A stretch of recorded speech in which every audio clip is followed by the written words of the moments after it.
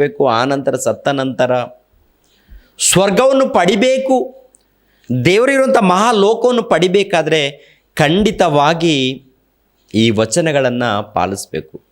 ಈ ವಚನಗಳು ಒಂದು ಕಾಲದಲ್ಲಿ ಇಸ್ರಾಯೇಲರಿಗೆ ಮೋಶೆ ಮೂಲಕ ಕೊಡಲ್ಪಟ್ಟಿದೆ. ಒಂದು ವೇಳೆ ತಂದೆ ತಾಯಂದಿರನ್ನು ಸನ್ಮಾನಿಸದೆ ಹೋದರೆ ಅಂಥವರಿಗೆ ಮರಣದಂಡನೆಯಾಗಬೇಕು, ಮರಣ ಶಿಕ್ಷೆಯಾಗಬೇಕು ಎನ್ನುವಂಥ ವಚನವನ್ನು 21ನೇ ಅಧ್ಯಾಯ 17ನೇ ವಚನದಲ್ಲಿ ನೋಡಿದ್ದೀವಿ. ಅದೇ ಪ್ರಕಾರ ಯೇಸು ಕ್ರಿಸ್ತನು ಕೂಡ ಹೇಳಿದನು ನೋಡಿ ಆ ಮಾತನ್ನು. ಮತ್ತಾಯನ ಬರೆದ ಸುವಾರ್ತೆ 15ನೇ ಅಧ್ಯಾಯ 4ನೇ ವಚನವನ್ನು, ಮತ್ತಾಯನ ಬರೆದ ಸುವಾರ್ತೆ 15ನೇ ಅಧ್ಯಾಯ 4ನೇ ವಚನದಿಂದ, ನೀವು ಸಹ ನಿಮ್ಮ ಸಂಪ್ರದಾಯದ ನಿಮಿತ್ತ ದೇವರ ಆಜ್ಞೆಯನ್ನು ಯಾಕೆ ಮೀರುತ್ತೀರಿ?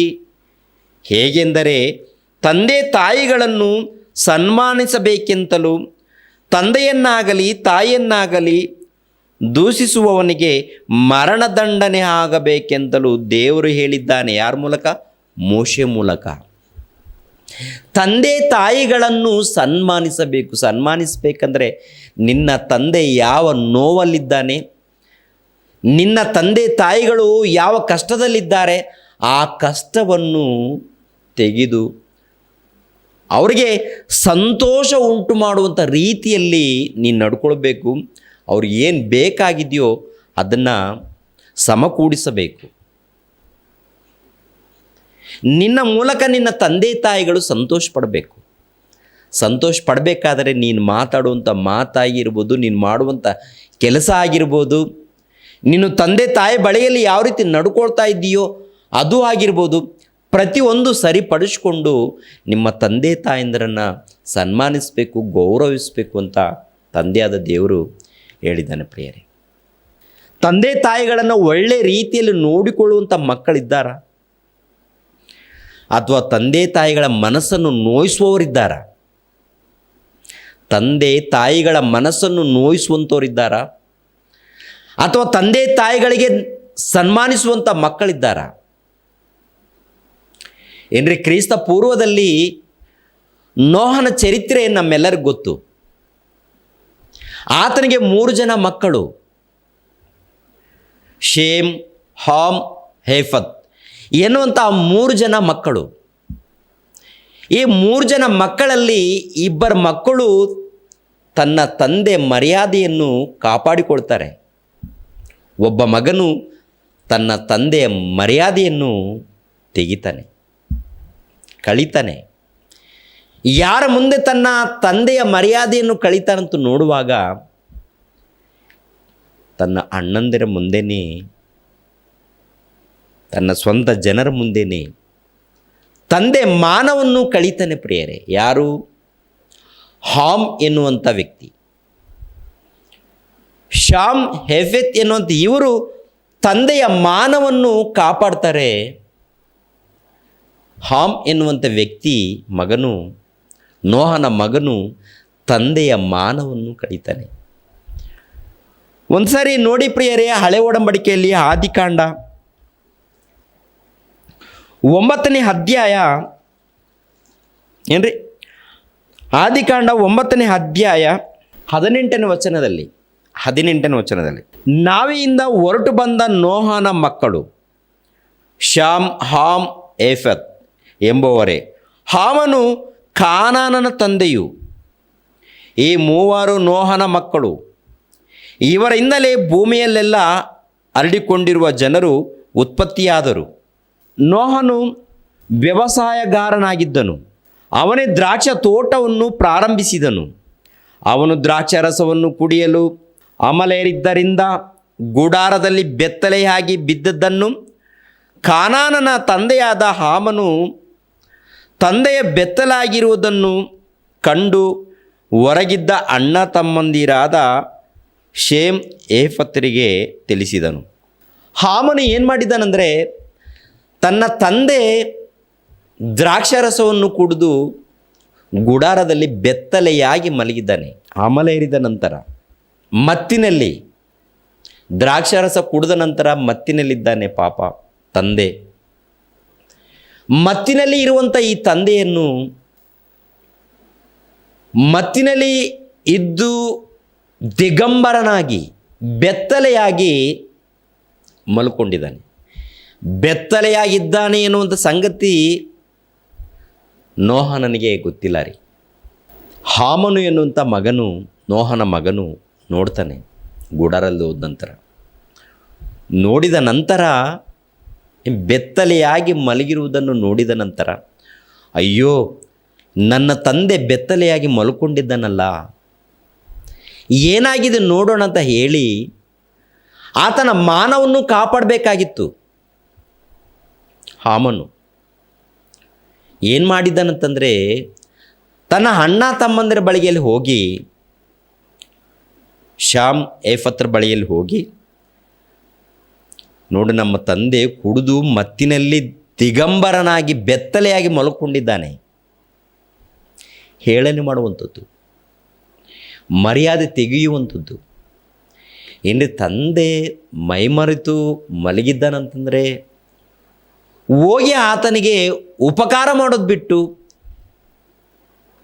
ಒಳ್ಳೆದನ್ನು ಮಾಡೋದು ಬಿಟ್ಟು ತನ್ನ ಅಣ್ಣ ತಮ್ಮಂದರಿಗೆ ಹೇಳ್ತಾ ಇದ್ದಾನೆ. ಏನಂತ ಹೇಳ್ತಾ ಇದ್ದಾನೆ? ನೋಡು ನಮ್ಮಪ್ಪ ಕುಡಿದು ಯಾವ ರೀತಿ ಮಲಗಿದ್ದಾನೆ, ಬನ್ನಿರಿ ನೋಡ್ರಿ ಬನ್ನಿ. ಅಪ್ಪ ಕುಡಿದ್ಬಿಟ್ಟು ಯಾವ ರೀತಿ ಬೆತ್ತಲೆಯಾಗಿ ಮಲ್ಕೊಂಡಿದ್ದಾನೆ, ಬನ್ನಿ ನೋಡಿ ಬನ್ನಿ ಅಂತ ಕರ್ಕೊಂಡು ಹೋಗ್ತಾ ಇದ್ದರೆ, ಅಪ್ಪನ ಮಾನವನ್ನು ಕಾಪಾಡಿದ್ದಾನ ಅಥವಾ ಅಪ್ಪನ ಮಾನವನ್ನು ತೆಗೆದಿದ್ದಾನೆ ಈ ಮನುಷ್ಯ? ನೋಡಿದ ತಕ್ಷಣ ಏನಾದರೂ ಒದಿಕೆಯನ್ನು ಅಂದರೆ ವಸ್ತ್ರವನ್ನು ತಗೊಂಡೋಗಿ ಒದಿಸಿ ಬರಬೇಕಾಗಿತ್ತು, ಹೌದಲ್ವಾ? ಒದಿಸ್ಬೇಕಾಗಿತ್ತು. ಆದರೆ ಇನ್ನು ಇಬ್ಬರು ಅಣ್ಣ ತಮ್ಮಂದಿರನ್ನು ಕರ್ಕೊಂಡು ಬರ್ತಾ ಇದ್ದಾನೆ,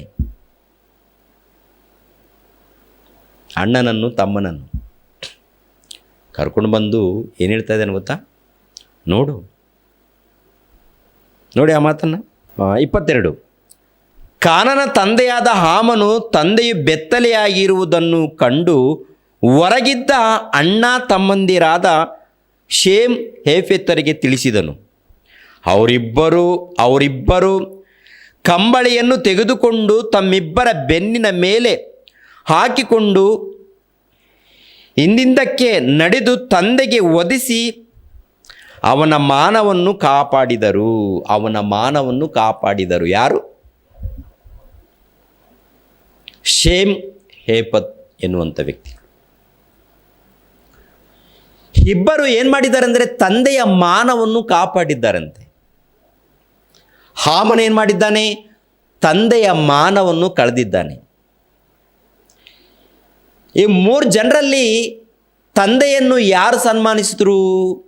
ಶೇಮ್ ಹೇಫತ್ ಎನ್ನುವಂಥ ಇವರು ತಂದೆಯ ಮಾನವನ್ನು ಕಾಪಾಡಿದ್ದಾರೆ. ಏನ್ರಿ, ತಂದೆ ಬೆತ್ತಲೆಯಾಗಿದ್ದಾನೆ ಎನ್ನುವಂಥ ಸಂಗತಿಯನ್ನು ನೋಡಿ ಏನ್ರಿ ಇವರಿಬ್ಬರು ಕಂಬಳಿಯನ್ನು ತಗೊಂಡೋಗಿ ಹಿಂದಿನ ಅಂದರೆ ಅವ್ರ ಮೇಲೆ, ಆ ನೋಹಾನನ ಮೇಲೆ ಒದಿಸೋದಕ್ಕೆ ನೋಡದೆ ಇಬ್ಬರು ತಗೊಂಡೋಗಿ ಒದಿಸ್ತಾ ಇದ್ದಾರೆ. ಈ ಕಡೆ ಮುಖ ಮಾಡಿಕೊಂಡು, ನಮ್ಮ ತಂದೆಯೇ ದಿಗಂಬರನಾಗಿದ್ದಾನೆ. ಶೇಮ್ ಹೇಫತ್ ಎನ್ನುವಂಥ ಇವರು ಕಂಬಳಿಯನ್ನು ಈ ರೀತಿ ಹಿಡ್ಕೊಂಡು ಹೋಗಿ ಆತನಿಗೆ ಒದಿಸ್ತಾ ಇದ್ದಾರೆ. ಬೆತ್ತಲೆಯಾಗಿರುವಂಥ ನಮ್ಮ ತಂದೆಯನ್ನು ನೋಡ್ಕೂಡ್ದು ಅಂತ ಹೇಳಿ ಒದಿಸ್ತಾ ಇದ್ದಾರೆ. ಪ್ರಿಯ, ಇವರಿಬ್ಬರು ಏನು ಮಾಡಿದ್ದಾರೆ? ತಂದೆಯ ಮಾನವನ್ನು ಕಾಪಾಡಿದ್ದಾರೆ. ಹಾಮನು ಏನು ಮಾಡಿದ್ದಾನಂತ ನೋಡುವಾಗ ತಂದೆಯ ಮಾನವನ್ನು ಕಳೆದಿದ್ದಾನೆ. ಅದಕ್ಕೆ ಹಾಮನು ತಂದೆ ಮೂಲಕ ಶಾಪವನ್ನು ಪಡ್ಕೊಳ್ತಾನೆ. ಅವರಿಬ್ಬರು ತಂದೆಯ ಮೂಲಕ ಆಶೀರ್ವಾದವನ್ನು ಪಡ್ಕೊಳ್ತಾರೆ. ಪ್ರಿಯರೇ, ಯಾರು? ಶೇಮ್ ಹೇಫತ್. ಇವರಿಬ್ಬರು ಆಶೀರ್ವಾದವನ್ನು ಪಡ್ಕೊಳ್ತಾರೆ. ಹಾಮನು ಶಾಪವನ್ನು ಪಡ್ಕೊಳ್ತಾನೆ. ಇವರು ಮೂವರಲ್ಲಿ ನೋಡುವಾಗ ತಂದೆಯನ್ನು ಯಾರು ಸನ್ಮಾನಿಸಿದ್ರು? ಶೇಮನು ಹೇಫೇತನು. ಹಾಮನು ತಂದೆಯ ಮಾನವನ್ನು ತೆಗೆದಿದ್ದಾನೆ. ಗೌರವಿಸುವಂಥದ್ದು, ತಂದೆಯನ್ನು ಗೌರವಿಸುವಂಥದ್ದಂದರೆ ಅವರಿಗೆ ಒಳ್ಳೆಯದನ್ನು ಮಾಡುವಂಥದ್ದು. ಗೌರವಿಸ್ಬೇಕಂದ್ರೆ ಒಂದು ಮಾಲೆಯನ್ನು ತೊಗೊಂಡು ಬಂದು ಅಥವಾ ಒಂದು ಶಾಲ್ ತೊಗೊಂಡು ಬಂದು ಒದಿಸಿ ಹೂವಿನ ಮಾಲೆ ಹಾಕುವಂಥದ್ದಲ್ಲ, ಅದೂ ಅಲ್ಲ. ಅವರು ಯಾವ ಕಷ್ಟದಲ್ಲಿದ್ದಾರೆ ಅವರಿಗೆ ಒಳ್ಳೆ ರೀತಿಯಲ್ಲಿ ನೋಡಿಕೊಡುವಂಥದ್ದು. ಅದೇ ರೀತಿಯಲ್ಲಿ ಪ್ರಿಯರಾದ ದೇವ್ರ ಮಕ್ಕಳಿರ, ಯಾಕೋಬನ ಮಕ್ಕಳಲ್ಲಿ ಕುರಿತು ನಡೆದಿರುವಂಥ ಚರಿತ್ರೆ ಕೂಡ ಆಲೋಚನೆ ಮಾಡುವಾಗ, ಯಾಕೋಬನಿಗೆ 12 ಜನ ಮಕ್ಕಳು. ಆ 12 ಜನ ಮಕ್ಕಳಲ್ಲಿ ಒಬ್ಬ ಮಗನು ಯೋಸೇಫನು, ಇನ್ನು ಅವರ ಅಣ್ಣ ತಮ್ಮಂದಿರು. ಇವರ ಜೀವನದಲ್ಲಿ ನೋಡುವಾಗ ಯಾಕೋಬನು ಯೋಸೇಫನನ್ನು ಬಹಳವಾಗಿ ಹೆಚ್ಚಾಗಿ ಪ್ರೀತಿಸ್ತಾನೆ. ಹೆಚ್ಚಾಗಿ ಬಹಳವಾಗಿ ಪ್ರೀತಿಸಿರುವುದರಿಂದ ಉಳಿದಿರುವಂಥ ಅಣ್ಣ ತಮ್ಮಂದಿರು ಯಾರ ಮೇಲೆ ಹಾಗೆ ಇಟ್ಕೊಳ್ತಾರಂದರೆ, ಯಾಕೋಬನ ಕಿರಿಮಗನಾದ ಯೋಸೇಫನ ಮೇಲೆ ಹಾಗೆ ಇಟ್ಕೊಳ್ತಾರೆ. ದ್ವೇಷ. ಯಾಕೆಂದರೆ ನಮ್ಮ ತಂದೆ ಈ ಯೋಸೇಫನನ್ನು ಪ್ರೀತಿಸ್ತಾ ಇದ್ದಾನೆ, ಬಹಳವಾಗಿ ಪ್ರೀತಿಸ್ತಾ ಇದ್ದಾನೆ. ಎಲ್ಲ ಅವನ ಬಗ್ಗೆನೇ ಆಲೋಚನೆ ಮಾಡ್ತಾ ಇದ್ದಾನೆ ನಮ್ಮ ತಂದೆ. ನಮ್ಮ ಬಗ್ಗೆ ಸರಿಯಾದ ಆಲೋಚನೆ ಇಲ್ಲ. ಏನು ಹೇಳಿದ್ರು ತನ್ನ ಚಿಕ್ಕ ಮಗನನ್ನು ಬಹಳವಾಗಿ ಪ್ರೀತಿಸ್ತಾ ಇದ್ದಾನಂತ ಹೇಳಿ ಸ್ವಂತ ಅಣ್ಣಂದಿರೇ ತಮ್ಮನ ಮೇಲೆ ದ್ವೇಷ ಇಟ್ಕೊಳ್ತಾರೆ ಪ್ರಿಯರೇ. ಸ್ವಂತ ಅಣ್ಣಂದಿರು ದ್ವೇಷ ಇಟ್ಟುಕೊಂಡು ಆ ಯೋಸೇಫನನ್ನು ಕೊಂದಾಕಬೇಕು, ಸಾಯಿಸಬೇಕು ಎನ್ನುವಂಥ ಆಲೋಚನೆಯಲ್ಲಿ ಅಣ್ಣ ತಮ್ಮಂದಿರಿದ್ದಾರೆ ರೀ. ಒಂದು ಕುಟುಂಬದಲ್ಲಿ ಯಾಕೋಬನ ಕುಟುಂಬ, ಈ ಯಾಕೋಬನ ಕುಟುಂಬದಲ್ಲಿ ಯಾಕೋಬನ ಮಕ್ಕಳು ಭಯಂಕರ ರೀತಿಯಲ್ಲಿ ತಮ್ಮನನ್ನು ಸಾಯಿಸೋದಕ್ಕೆ ಪ್ರಯತ್ನ ಮಾಡ್ತಾ ಇದ್ದಾರೆ. ಪ್ರಯತ್ನ ಮಾಡಿದಾಗ ಏನು ನಡೀತಾ ಇದೆಯೋ ಒಂದು ಸಾರಿ ಪ್ರಿಯರಾದ ದೇವರ ಮಕ್ಕಳಿರ, ಆದಿಕಾಂಡ 37ನೇ ಅಧ್ಯಾಯ 18ನೇ ವಚನದಿಂದ 25ನೇ ವಚನ ತನಕ. ಅವರು ಅವನನ್ನು ದೂರದಿಂದ ನೋಡಿ ಅವನು ತಮ್ಮ ಬಳಿಗೆ ಬರುವುದರಷ್ಟರೊಳಗೆ ಅವನನ್ನು ಕೊಲ್ಲುವುದಕ್ಕೆ ಒಳಸಂಚು ಮಾಡಿಕೊಂಡರು. ಯಾರನ್ನು ಕೊಲ್ಲುವುದಕ್ಕೆ? ಯೋಸೇಫನನ್ನು ಯಾಕೆ ಕೊಲ್ಲಬೇಕಂತ್ಕೊಳ್ತಾ ಇದ್ದಾರೆ ಇವರು? ಮುಪ್ಪಿನ ಮುದುಕನ ಕಾಲದಲ್ಲಿ ಹುಟ್ಟಿರುವಂಥ ಮಗನು ಯಾಕೋಬನು. ಈ ಯಾಕೋಬನಿಗೆ ಮುಪ್ಪಿನ ಮುದುಕನ ಕಾಲದಲ್ಲಿ ಹುಟ್ಟಿರುವಂಥ ಮಗನೇ ಈ ಯೋಸೇಫನು. ಈ ಅಣ್ಣ ತಮ್ಮಂದಿರು ಏನೇನು ತಪ್ಪು ಮಾಡ್ತಾ ಇದ್ದಾರೋ ಎಲ್ಲ ವಿಷಯಗಳನ್ನು ಹೋಗಿ ತನ್ನ ತಂದೆಗೆ ತಿಳಿಸೋನು. ಅಪ್ಪ ಇವರು ಸರಿ, ಅಪ್ಪ ಇವರು ಇಂಥ ಕೆಲಸ ಮಾಡಿದ್ದಾರೆ, ಅಪ್ಪ ಇವರು ಇಂಥ ಕೆಲಸ ಮಾಡಿದ್ದಾರೆ, ಅಪ್ಪ ಇವರು ಇಂಥ ಕೆಲಸ ಮಾಡಿದ್ದಾರೆ ಅಂತ ಇವರು ಏನೇನು ತಪ್ಪು ಕೆಲಸ ಮಾಡ್ತಾ ಇದ್ದಾರೋ ಇವರೆಲ್ಲರ ಒಂದು ಕೆಲಸವನ್ನು ಅವ್ರು ಮಾಡಿರುವಂಥ ತಪ್ಪುಗಳನ್ನು ಹೋಗಿ ತಂದೆಗೆ ತಿಳಿಸೋರು. ಯಾರು? ಯೋಸೇಫನು. ಇದೊಂದು ದ್ವೇಷ ಇಟ್ಕೊಂಡಿದ್ದಾರೆ. ನಾವು ಮಾಡಿರುವಂಥ ಎಲ್ಲ ತಪ್ಪುಗಳನ್ನು ತಂದೆಗೆ ತಿಳಿಸ್ತಾ ಇದ್ದಾನೆ ಅಂತೇಳಿ ಇದು ಒಂದು ದ್ವೇಷ ಇದೆ. ಎರಡನೇದಾಗಿ ಇನ್ನೊಂದು ದ್ವೇಷ ಏನಂತಂದರೆ, ತಂದೆಯಾದ ಯಾಕೋಬನು ಚಿಕ್ಕ ಮಗನನ್ನು ಬಹಳ ಪ್ರೀತಿಸ್ತಾ ಇದ್ದಾನೆ ಎನ್ನುವಂಥ ಸಂಗತಿಯನ್ನು 37ನೇ ಅಧ್ಯಾಯ 3-4 ವಚನಗಳಲ್ಲಿ ಗೊತ್ತಾಗುತ್ತೆ. ನೋಡಿ ಆ ಮಾತನ್ನು. 37ನೇ ಅಧ್ಯಾಯ 3-4 ವಚನವನ್ನು.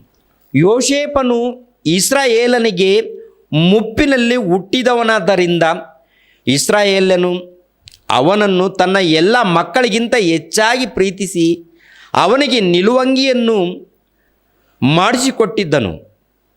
ಅವನ ಅಣ್ಣ ತಮ್ಮಂದಿರು ನಮ್ಮ ತಂದೆ ತನ್ನ ಎಲ್ಲ ಮಕ್ಕಳಿಗಿಂತಲೂ ಇವನನ್ನೇ ಹೆಚ್ಚಾಗಿ ಪ್ರೀತಿಸುತ್ತಿದ್ದಾನೆಂದು ನೋಡಿ ಯೋಸೇಫನನ್ನು ಹಾಗೇ ಮಾಡಿ ಅವನೊಡನೆ ಸ್ನೇಹಭಾವದಿಂದ ಮಾತಾಡಲಾರದೆ ಹೋದರು.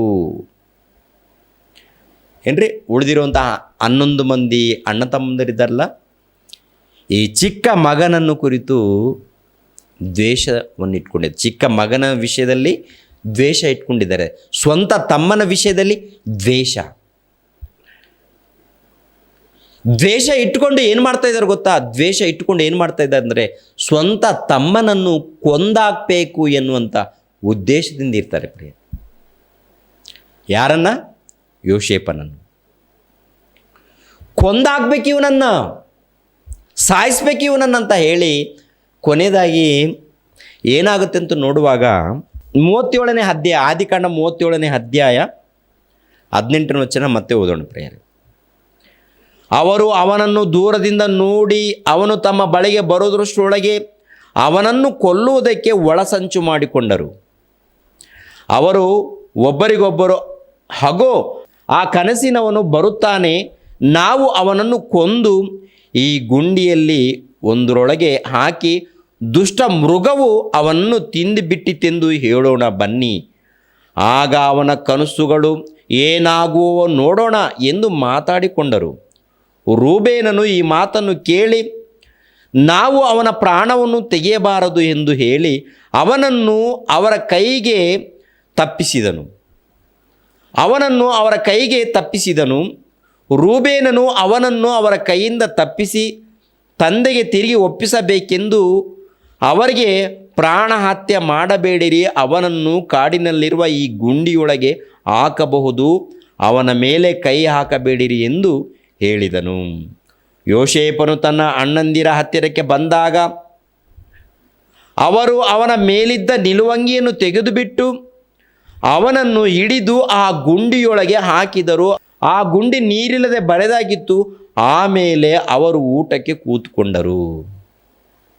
ಏನ್ರಿ, ಒಟ್ಟಿನಲ್ಲಿ ಅಣ್ಣ ತಮ್ಮಂದಿರು ಎಲ್ಲರೂ ಕೂಡ ಏನು ಮಾಡ್ತಾರಂದರೆ ಯೋಸೇಫನನ್ನು ಕೊಂದಾಗಬೇಕು ಅಂತ. ಯಾಕೆ ಕೊಂದಾಗಬೇಕು ಅಂದ್ಕೊಳ್ತಾ ಇದ್ದಾರೆ ಅಂತಂದರೆ, ಮೊದಲನೇದಾಗಿ ಇವರು ಮಾಡುವಂಥ ಎಲ್ಲ ತಪ್ಪುಗಳನ್ನು ತಂದೆಗೆ ತಿಳಿಸ್ತಾ ಇದ್ದಾನೆ. ಎರಡನೇದಾಗಿ ತಂದೆಯಾದ ಯಾಕೋಬನು ಚಿಕ್ಕ ಮಗನಾಗಿರುವಂಥ ಯೋಸೇಫನನ್ನೇ ಹೆಚ್ಚಾಗಿ ಪ್ರೀತಿಸ್ತಾ ಇದ್ದಾನೆ. ಮೂರನೇದಾಗಿ ನನಗೆ ಕನಸು ಬಿತ್ತು ಅಂತ ಹೇಳಿದ್ಗೋಸ್ಕರ, ಅಂದರೆ ಯೋಸೇಫನು ಕನಸು ಕಾಣ್ತಾನೆ. ಆ ಕನಸಿನಲ್ಲಿ ಅರ್ಥ ಏನಂತಂದರೆ, ನೀವೆಲ್ಲರೂ ಕೂಡ ನನಗೆ ಅಡ್ಡ ಬೀಳ್ತೀರಾ ಎನ್ನುವಂಥ ಒಂದು ಕನಸು ಬಿದ್ದಿದೆ ಅಂತ ಹೇಳಿದ ತಕ್ಷಣ ಈ ಅಣ್ಣ ತಮ್ಮಂದರೆ ಎಲ್ಲರೂ ಕೂಡ ಯೋಸೇಫನ ಮೇಲೆ ಹಾಗೆ ಇಟ್ಕೊಳ್ತಾರೆ, ದ್ವೇಷ ಇಟ್ಕೊಳ್ತಾರೆ. ಒಟ್ಟಿನಲ್ಲಿ ಕೊಂದಾಗಬೇಕಂತ. ಆನಂತರ ಏನಾಗುತ್ತಂದರೆ ಪ್ರಿಯರೇ, ರೂಬೇನನು ಏನು ಮಾಡ್ತಾನಂದರೆ, ಬೇಡ, ರೂಬೇನನು ಕೊಂದಾಕೋದು ಬೇಡ ಅಂತ ಹೇಳಿ ತಪ್ಪಿಸ್ತಾನೆ. ಕೊನೆಗೆ ಅವ್ರು ಏನು ಮಾಡ್ತಾರೆ ಗೊತ್ತಾ? ಈ ಅರಣ್ಯದಲ್ಲಿ ಕಾಡಿನಲ್ಲಿ ಮಂದೆ ಮೇದಕ್ಕೆ ಹೋಗಿರ್ತಾರೆ ಎಲ್ಲರೂ, ಅಣ್ಣ ತಮ್ಮಂದಿರೆಲ್ಲರೂ. ಒಂದು ಗುಂಡಿ ಇರುತ್ತೆ, ಒಂದು ಬಾವಿ, ನೀರಿಲ್ಲದಂಥ ಒಂದು ಗುಂಡಿ ಇರುತ್ತೆ. ಆ ಗುಂಡಿಯಲ್ಲಿ ಹಾಕ್ತಾರೆ. ಯಾವ ರೀತಿ ಹಾಕ್ತಾರೆ ಅಂದರೆ, ಯಾಕೋಬನು ಒಂದು ನಿಲುವಂಗಿಯನ್ನು ಒದಿಸಿರ್ತಾನೆ.